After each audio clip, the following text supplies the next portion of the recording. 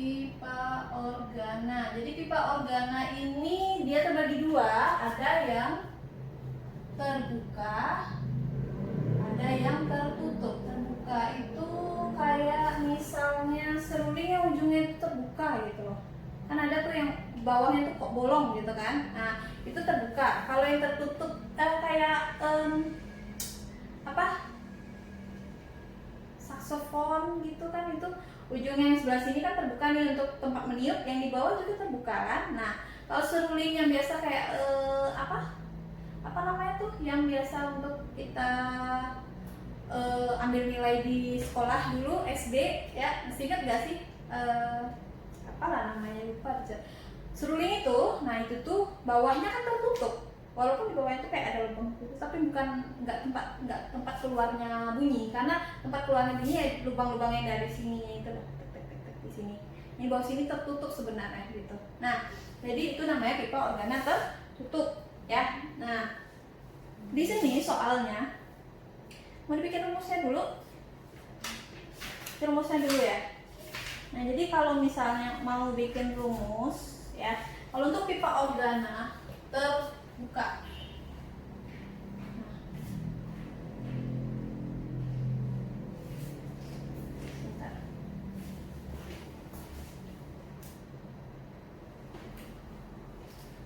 pipa organa ya. Pipa organa terbuka itu dia bentuknya seperti ini. Ini namanya harmonik 1 ya. Tapi kalau teacher jelaskan secara keseluruhan itu agak lama, akan lama. Ya, jadi dia ini terbuka juga. Kalau misalnya tertutup tuh kayak gini. Nah, kayak gitu. Jadi kalau untuk ininya, kita bikin aja perbandingan F-nya ya. F-nya itu adalah 1 banding 2 banding 3 ini F0, F1, F2 dan seterusnya. Dan F-nya itu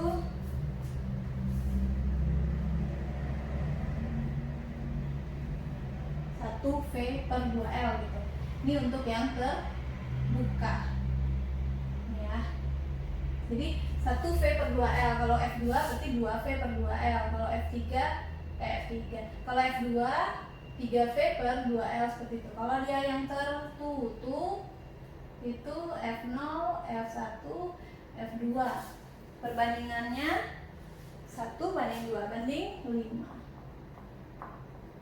Jadi misalnya F0 nya itu adalah V per 4L ya. Berarti kalau F1 berarti 2V per 4L. Kalau F2 5V per 4L kayak gitu. 3 ini 135, sorry ya, salah ya. 135 3V per 4L, 5V per 4L kayak gitu. Ini yang ganjil bilangan ganjil, yang ini bilangan biasa. Nah, seperti itu ya. Nah, pertanyaannya yang sampai sini udah ya, udah dicatat dulu. Nah, kita lihat pertanyaannya. Nah, kita lihat pada pipa organa terbuka dengan panjang 20 cm. Di dalamnya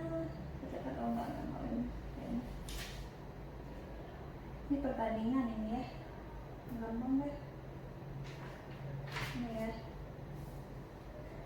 apa gitu deh.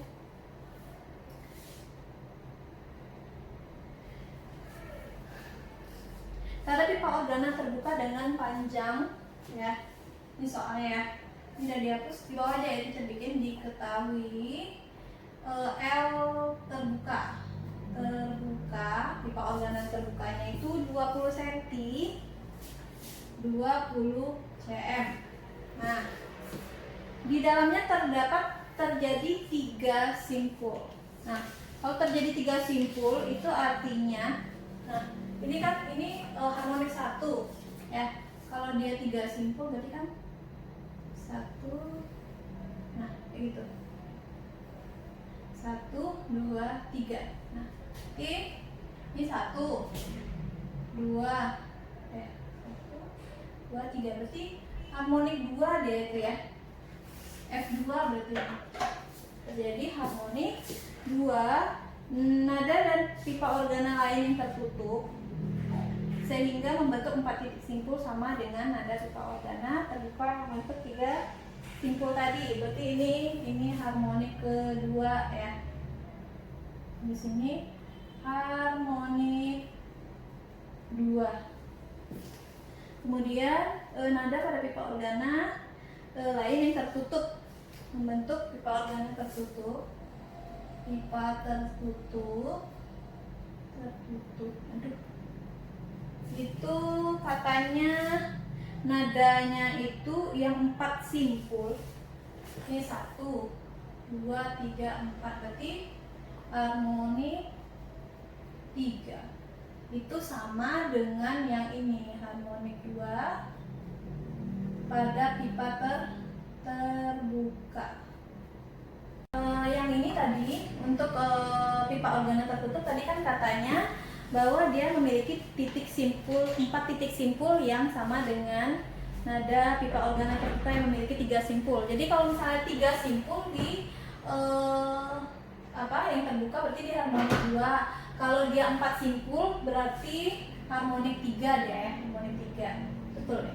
Harmonik 3 karena dia 4 simpulnya. Kalau F0 simpulnya 1, F1 simpulnya 2, F2 simpulnya 3, F3 simpulnya 4. Benar berarti ya. Harmonik 3. Nah, kita lihat di sini yang ditanya adalah berapa panjang L tertutup. Atau kita simpulkan dengan L tutup aja boleh. Berapa? Gitu ya. Apabila mereka berdua ini sama ya. Jawab. Nah, kalau misalnya harmonik 3 pada pipa tertutup harmonik 3 di 1, 3, 5, 7 berarti 7 V per 4L sama dengan ini tertutup ya, tutup sama dengan harmonik 2 pada terbuka. Harmonik 2 nih 3V per 2L gitu. Nah, L terbuka buka. Oke. Karena kecepatan yang digunakan, kecepatan udaranya sama, berarti boleh kita coret.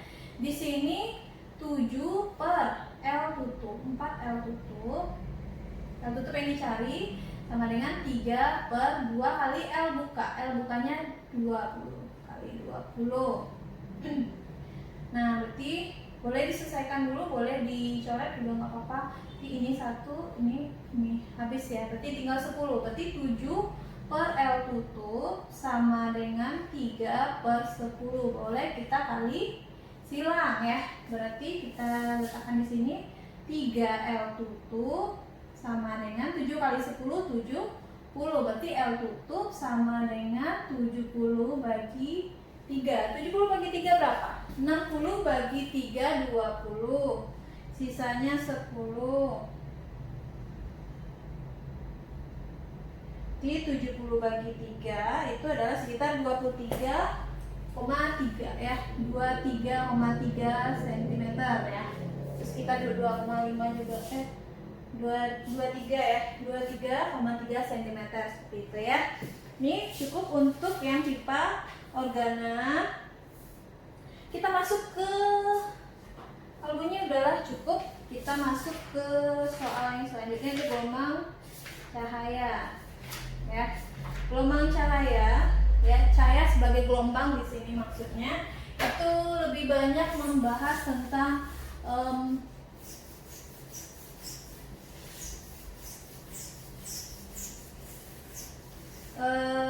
tentang difraksi, interferensi seperti itu. Jadi di gelombang cahaya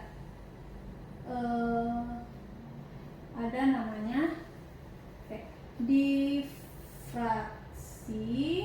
ada namanya interferensi. Nah, ini dia terbagi dua, ini juga terbagi dua. Difraksi ini ada difraksi celah tunggal. Nah, celah tunggalnya biasanya celah tunggal yang sempit. Jadi sebuah celah tunggal yang sempit atau sebuah celah yang sempit. Nah, sebuah itu kan satu.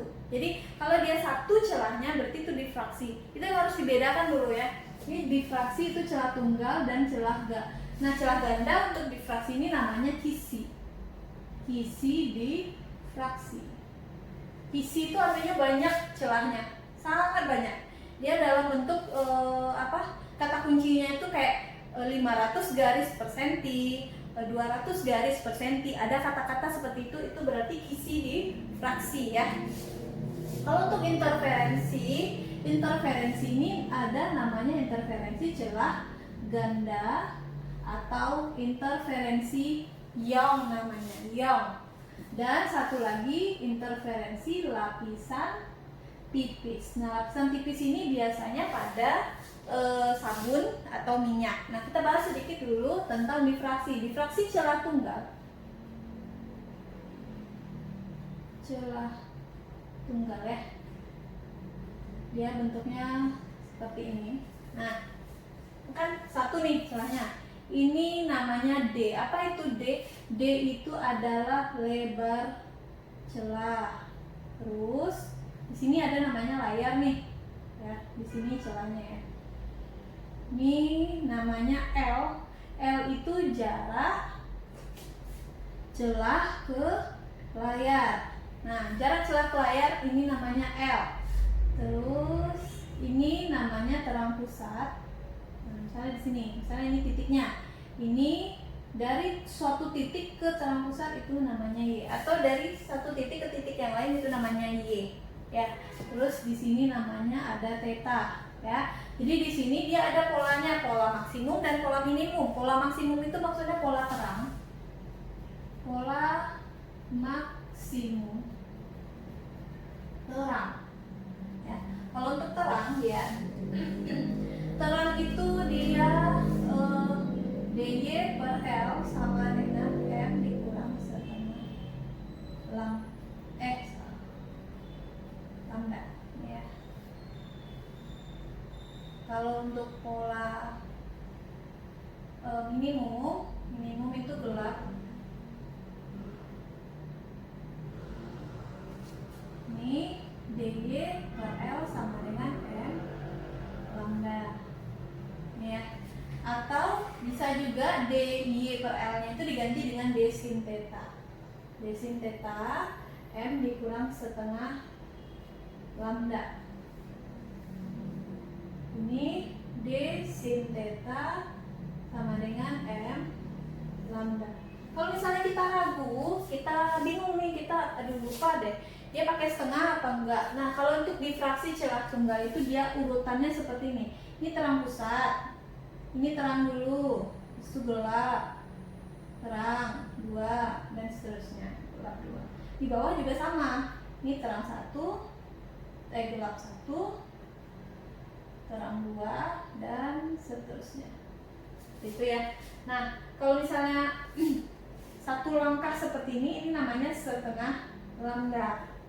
Kalau 2 langkah, misalnya dari sini ke sini, ini 1 lambda. Atau 2 terang yang berdekatan T1 ke T2 gitu ya, berarti ini 1 lambda juga. Mirip dengan gelombang lah. Jadi kalau puncak bukit yang berdekatan itu 1 gelombang, kalau lembah yang berdekatan juga 1 gelombang, sama kayak gitu juga ini juga 1 lambda kayak gitu. Nah, sampai di sini oke ya. Terus kita lanjut ke yang kisi. Kalau kisi bedanya, kisi itu dia celahnya banyak. Nah, kisi itu bedanya dengan celah tunggal itu M. Ada M tadi yang pakai garis per senti, sana 500 garis per senti. Jadi M ini adalah seper D ya. Karena D ini kan dalam senti ya, sentinya di bawah. Berarti kalau kita mau menjadikan dia ke D, D sama dengan 500-nya di bawah, 1 sentinya di atas, seperti itu. Tuh ya. Nah, 1 senti kan kita biasanya kan dalam bentuk meter ya. Kalau misalnya dalam bentuk meter, berarti ini 1 meter per 100-nya di bawah, berarti 50.000 garis, seperti itu. Nah, nanti diselesaikan aja seperti itu. Ini untuk difraksi ya, difraksi celah tunggal dan difraksi kisi di sini. Difraksi kisi. Sampai di sini oke, dicatat dulu ya ini. Untuk polanya, kalau pola di sini kebalikan. Pola maksimum atau terang. Nah, terangnya yang satu ya, berarti dy per L sama dengan M lambda. Kalau pola gelap atau minimum itu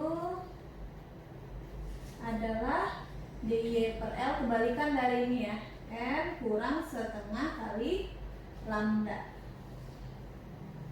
Ini lambda ya, nggak jelas. Nah, seperti itu ya.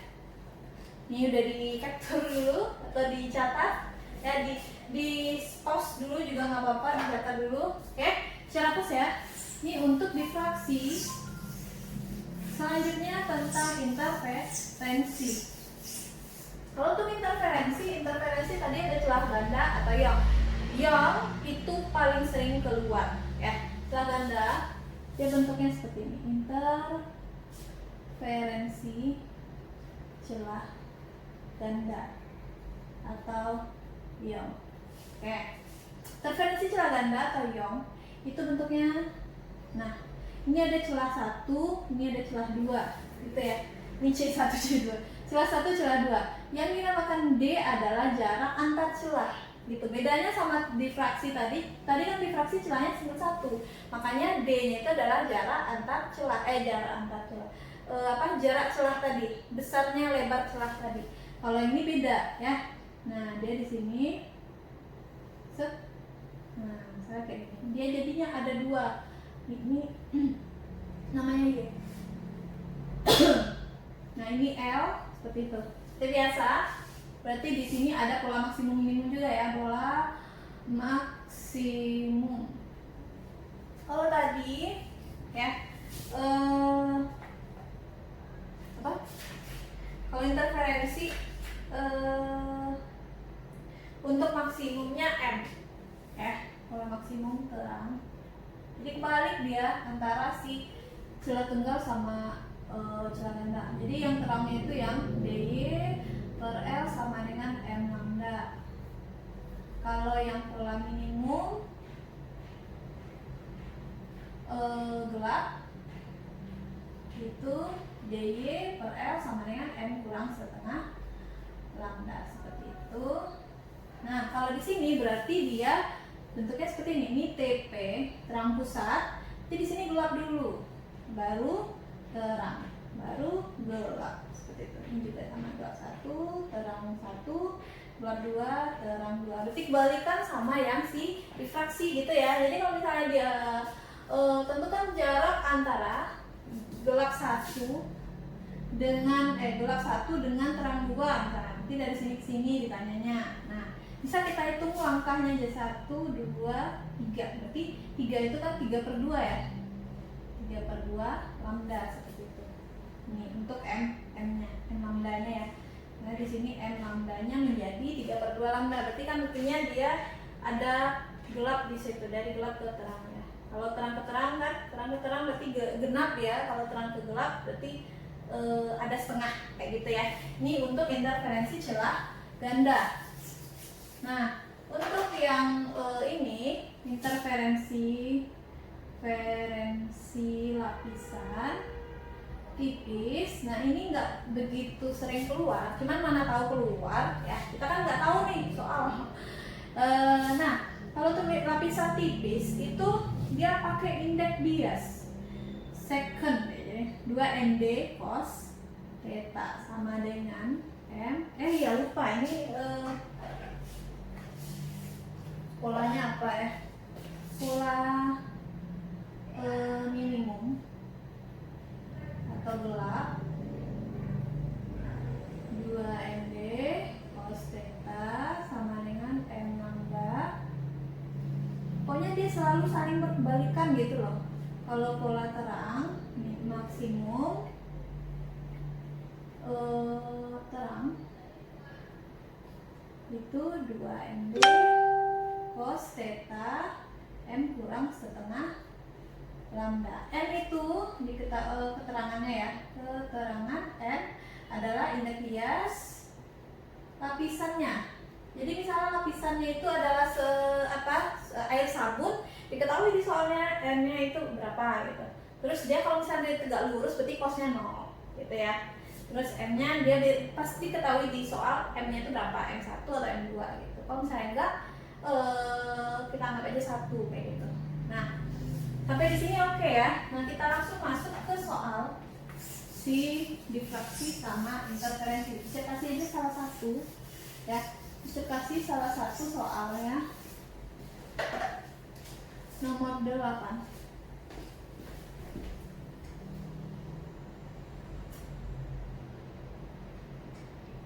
Oke, nomor 8 kita lihat soal. Nah,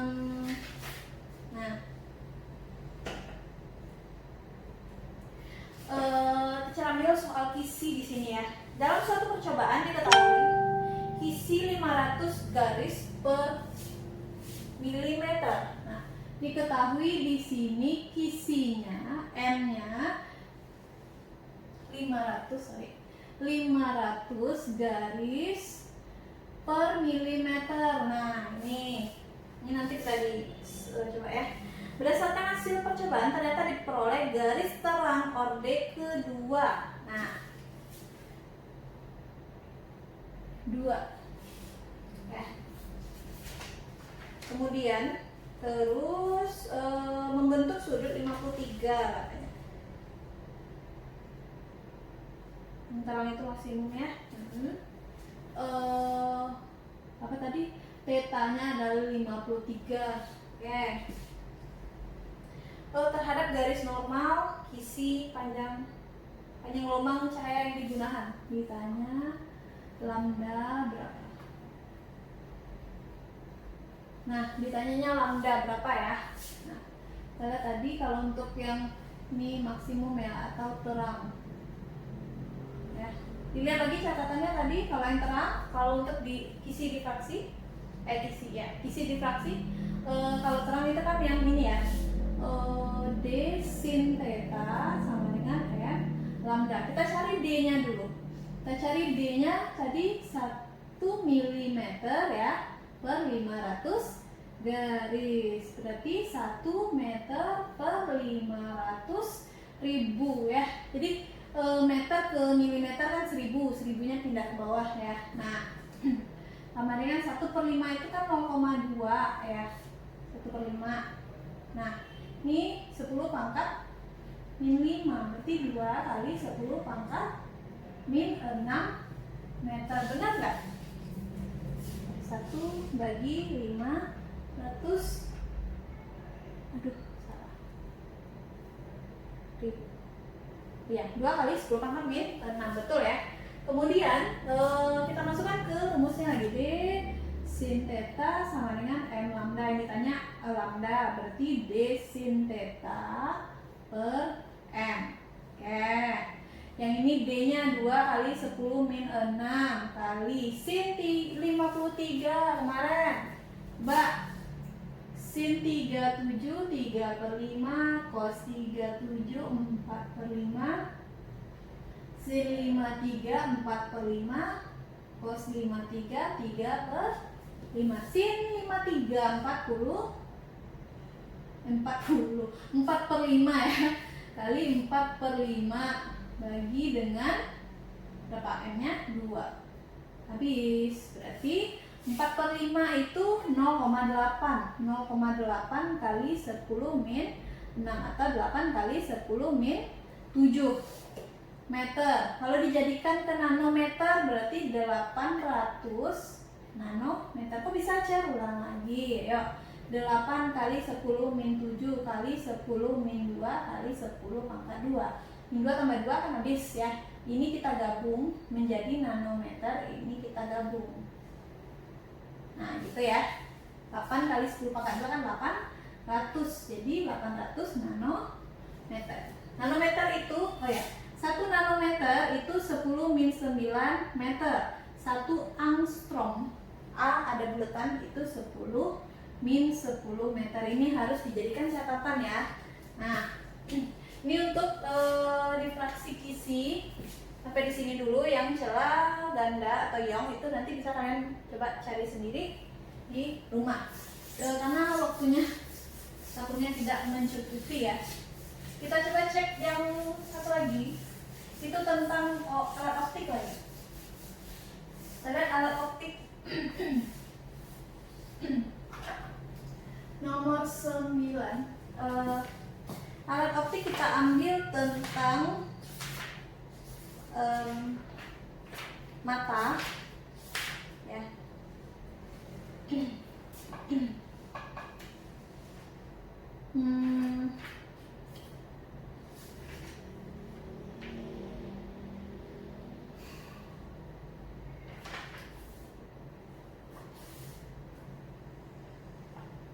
Nah, katanya seperti ini.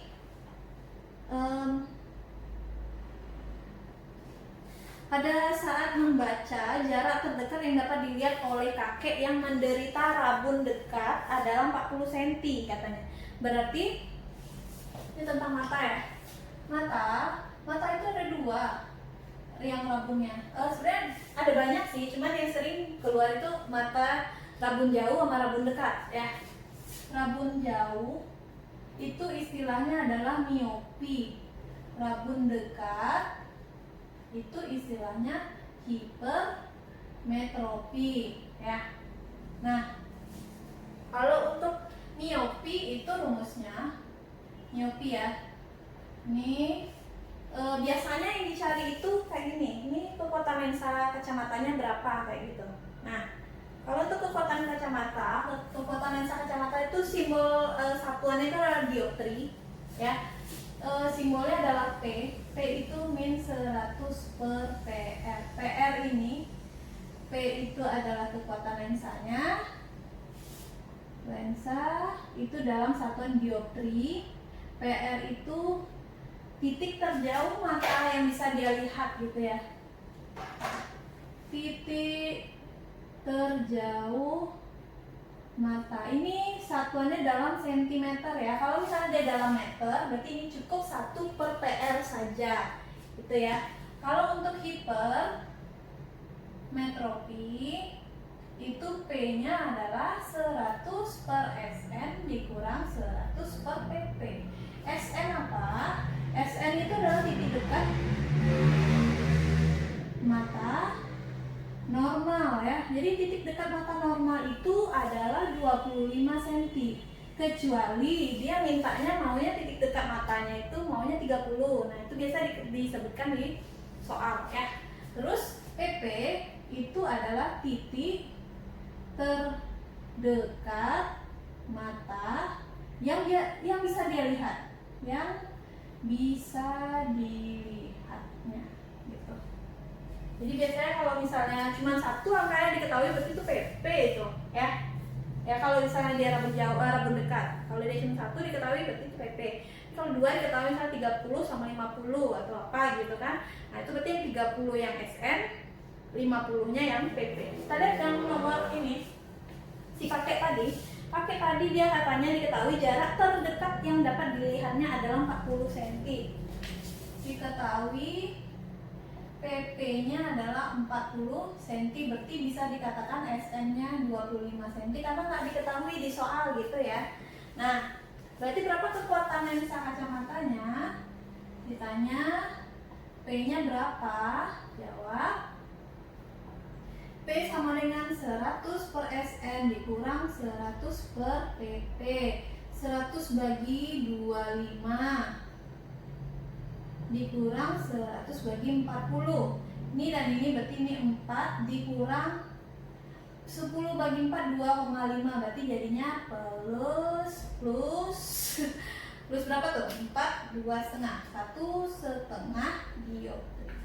Ini kacamatanya. Jadi si kakek harus menggunakan kacamata 1,5 dioptri. Seperti itu ya. Kita lanjut soal terakhir untuk kali ini, untuk video kali ini. Itu adalah tentang alat optik. Kita pilih adalah apa ya?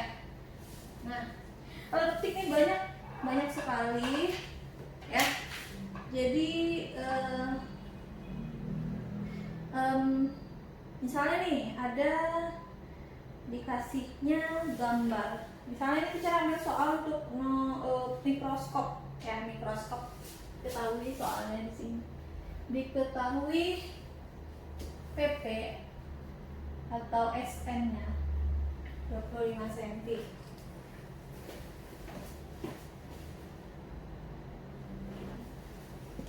PP-nya adalah 25 cm. Nah, gambarnya seperti ini loh. Gambarnya itu bisa kelihatan nggak sih? Coba ya. Nah, gambarnya itu seperti ini. Nggak kelihatan. Jadi dalam bentuk gambar ya.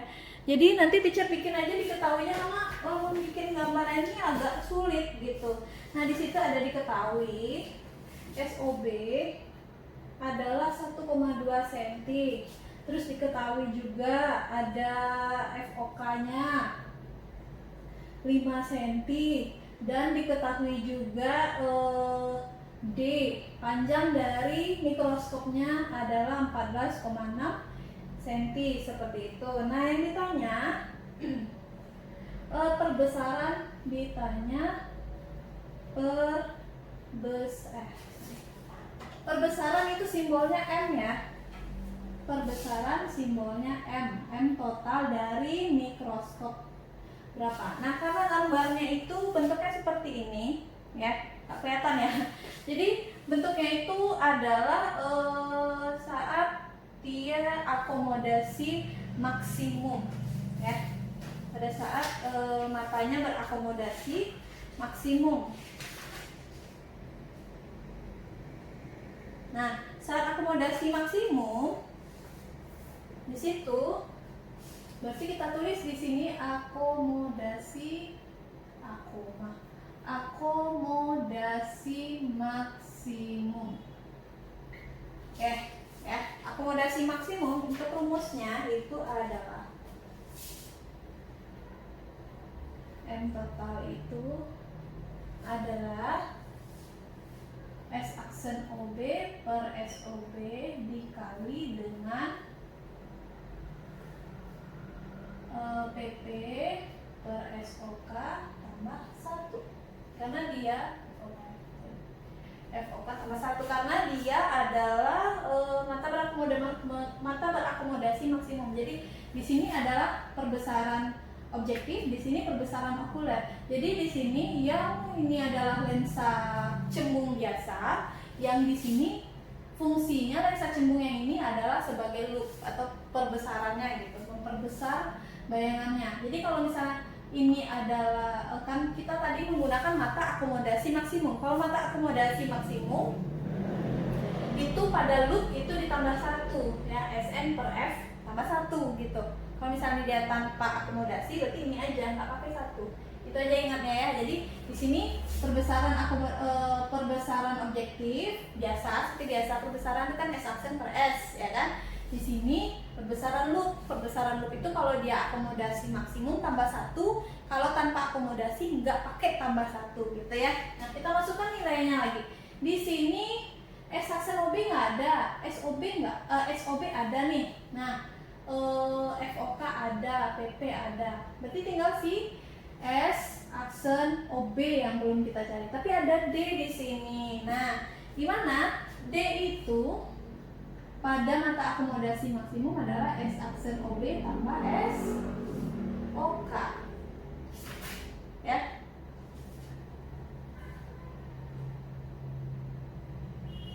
SOK. Nah, SOK ini sama dengan FOK. Nah, berarti D-nya kan tadi 14,6. S aksen OB